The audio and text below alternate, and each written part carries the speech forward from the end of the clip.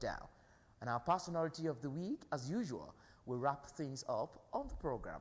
I am Idowu Fabajo. Welcome on board. We will be right back.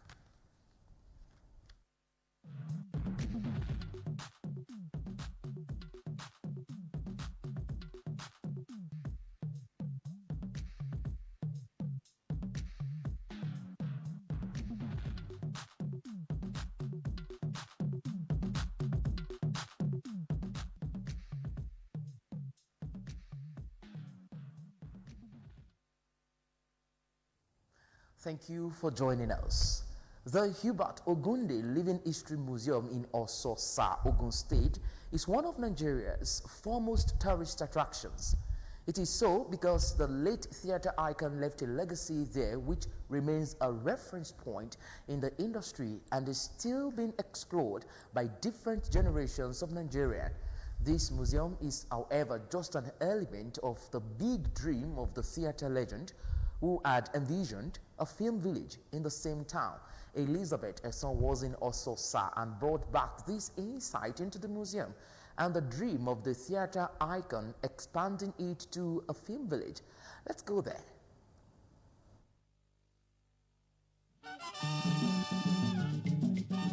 Late Chief Ubat Adedeji Ogunde, a Nigerian actor, playwright, theatre manager, and musician, who founded the first contemporary professional theatrical company in Nigeria and the African Music Research Party in 1945, hailed from Ososa in Odo-Ogbolu local government area of Ogun State.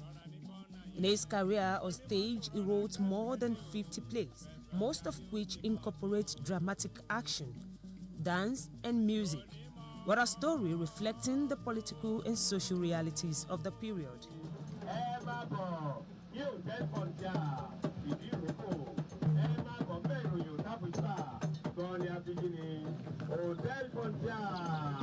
Ogunde released many music albums during his career, as his distinctive voice marked the songs in the albums, just as his plays and films demonstrated knowledge of the Yoruba ethos.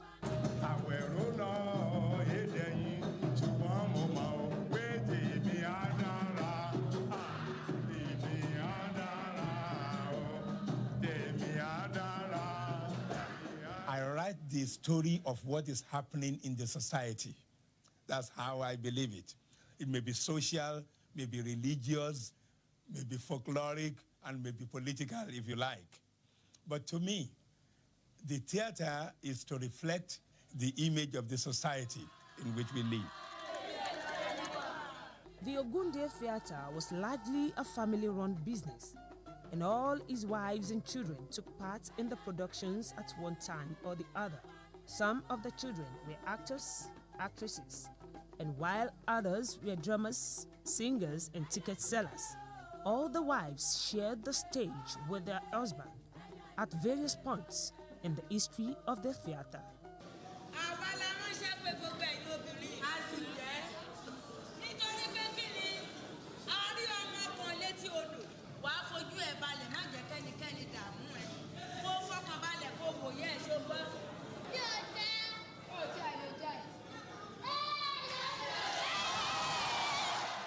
Ogunde established an estate in Ososa's hometown, which served as Riaza Center for the national troops before his demise in 1990. The estate now serves as a museum. The family now decided to organize a museum. Before we can, do something to the film village. And of course, here is the museum, at least in order to showcase the work and artifact of the late grandfather. And right here we have rich in collection of artifacts and so many things for people to come and see. The estate is not the only legacy left in Ososa. There is also a wide vast of land bought by Ubat Ogunde with a vision of making it a film village for the production of all his works. This he was unable to achieve before his demise. Then he was still a visionary. He knew that it cannot go on like that forever, particularly that film production was in an advanced stage in Western world, far more than what we had in Nigeria. So he it was going to happen. He never planned to die at that age when he was just like 70 years old. But what happened was that during the production of his films, he loved Ososa. He settled here very long ago, and he was using the background of natural habitat, or what you can call natural backstage. When we go into the native traditional surrounding, so he had that piece of land earmarked for so long, and so part of his productions in those days, like as you remember, Aye, Jaye Simi, and stuff were made in that place. Because if you look at America, where we have Hollywood, the Universal Studios, the Paramount Studios, these are big places that are sometimes even bigger than towns. And for such to happen, it can't be done by one person alone. But we've always spoken about it. For government to come and recognize the Living History Museum, which the family turned his private house into a museum, we know the efforts it took us. Even while we were doing that, we had always been talking with successive government about the film village. Ososa community promised to give every necessary support to government and to private individuals who are willing and ready to invest in the dream of the late actor by making the film village a reality. We've tried all our possible best in order to revive the film village. And I could remember during the administration of Benga Daniel, you understand, the governor himself was here at the film village, and he promised to, to do something about it for the family. But ever since then, we've yet to hear anything from the state government. So basically, we are aware of what that could do for us, and we are willing. It would be to our great satisfaction if the issue of the film village is taken up by an Ososa's son or daughter. But then we are open to any investor. Seriously speaking, I would like particularly the Ministry, Culture and Tourism. I'm hoping to meet the commissioner. We spoke some other time. So I'm hoping that when he comes, we'll sit down again and begin to talk about it. He must be able to push that, not just to the governor, but also to the legislative. That it's like a big income. It's like a big IGR, and somebody must take it up. It's like when you build a stadium all over the state, that also is one of those things that will enhance the economy of the state. The present administration in Ogun State, through the Ministry of Culture and Tourism, also confirms its readiness to invest in the film village for its economic benefits to the state. That film village is something that is very paramount to every one of us. Apart from the fact that it's going to protect Ogun State, to the whole world, it's also going to help our film industry. It's going to help, to make sure that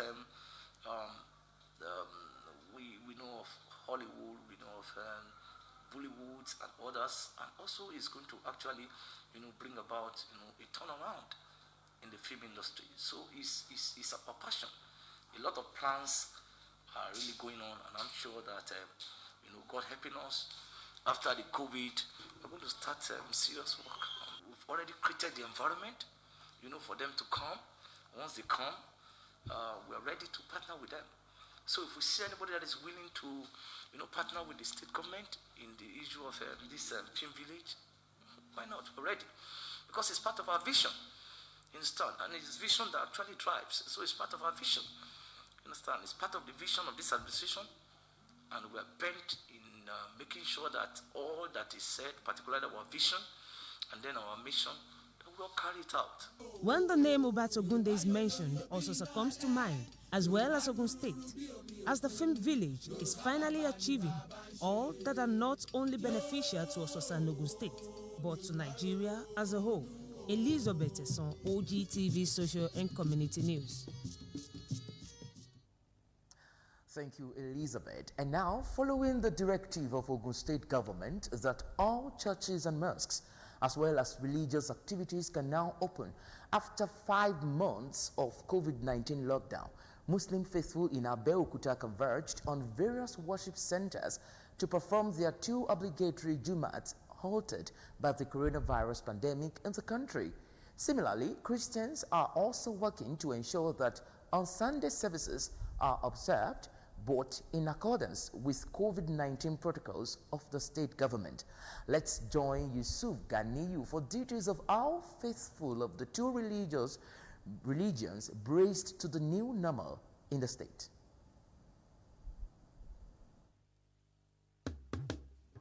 It is over 5 months that all religious activities and worship centers were shut down as a result of the outbreak of coronavirus pandemic in the country. But now, following new measures, the Ogun State government decided to reopen worship centers, but with certain conditions. For every mosque and church, all COVID-19 protocols ranging from hand washing with running water and soap or alcohol-based sanitizer, temperature check, as well as social distancing, the use of face masks have become sacrosanct, especially for the containment of the respiratory disease. In Abeokuta, the Ogun State capital, churches in the city are putting plans in place to fully comply with the rules. And as a church, we have really prepared for it. By the grace of God, just 2 times in this week, the church, the whole compound has been fumigated by the Ministry of Environment, and we have been given certificate for this fumigation. They came and they gave us this certificate from the Environmental Health Service of Nigeria. This the Ministry of Environment, they came here, they fumigate every place. Even they fumigated my home, my building too, my sitting rooms. So we thank God for that. And according to the precautions, when you enter the gate, you will see a banner. No face mask, no entry to the church. We have done that. We have announced that on our social media platform, and we have placed a banner at the gate. If you don't wear face mask, don't enter the church. And the treasures of God will be having congregations that more than 200. So we need to prepare adequately and ensure that we comply with all the conditions set out by state governments. It is a recommendation of the committee that will determine when the church will finally be open for service. The social and community news also visited some mosques. This is the central mosque in Kobiti, Abeokuta, where Muslims turned out in line with COVID-19 directives to observe the 2 obligatory Jumat prayers after 5 months. Clerics based their sermons on coronavirus pandemic, saying that moving closer to Allah is the only way to surmount every challenge facing the country. I want to urge the Muslim to pray, to use this opportunity back into the mosque, to pray to the government of Nigeria, to pray for the COVID-19 pandemic, to pray for the peace, security in Nigeria. We feel so excited that we are back to the mosque. So we thank Almighty Allah and we thank our government also. Prayer has a lot to do to avert Allah's punishment. So there is nothing we can... To some faithful, coming together again is Allah's will, especially at this sensitive period. We have to be thankful to the government, and the government in particular, for lifting it to some extent. And we hope we will keep up to the protocol of the coronavirus. Any regulation the government has given to the citizens, we have to abide by it. So when the government say it is high time for the mosque, for the churches to open, then it got opened. One feels elated, hoping that people will keep to the protocols of COVID-19. See, it's good for us. All that has happened in the recent past are in the best interest of everybody. We hope that people will keep to it and to ensure that the pandemic is thrown to the shore. Our people should not take it for granted. The fact that we are coming back to mosque does not indicate that the pandemic has ended. The fact that churches are going to open does not mean the pandemic has ended. We must continue to take precaution. Prayers were thereafter offered for peace and tranquility to continue to reign in every community and the nation at large. Yusuf Ganiyu, OGTV Social and Community News. Olufunmilayo Olokpade is our personality of the week.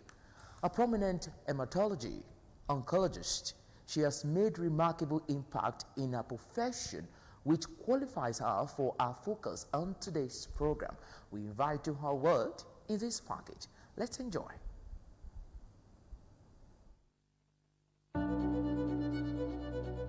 My father always wanted a doctor in the family. I really loved my father. I loved his commitment to people. I loved his commitment to making things better. My mother was the ultimate human being. She cared for people, and I think I just saw the two of them and I thought, okay, being a doctor, I can take the best from both of them, and maybe that's my calling. Olufunmilayo Olokpade was born in Nigeria in 1957 and was the fifth of 6 children born to an Anglican musician. Olokpade first expressed interest in becoming a doctor at a young age because Nigerian villages were scarce for doctors and medical resources, which were both in high demand. She graduated from University of Ibadan with an MBBS in 1980. She works closely with the Breast Cancer Research Foundation and has performed extensive clinical work, particularly breast cancer in women of African descent.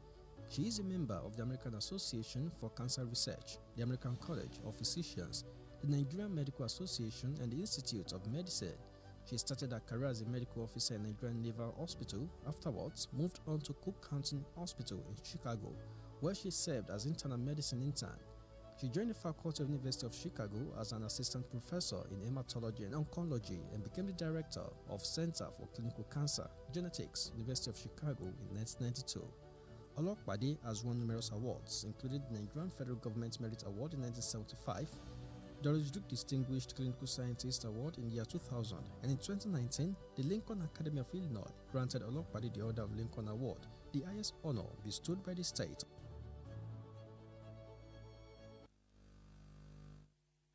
And that's it. Hope you enjoyed today's package of social and community news. Kindly join us next week for another exciting and fresh edition. Until then, stay tuned. Thank you for joining us, and bye now.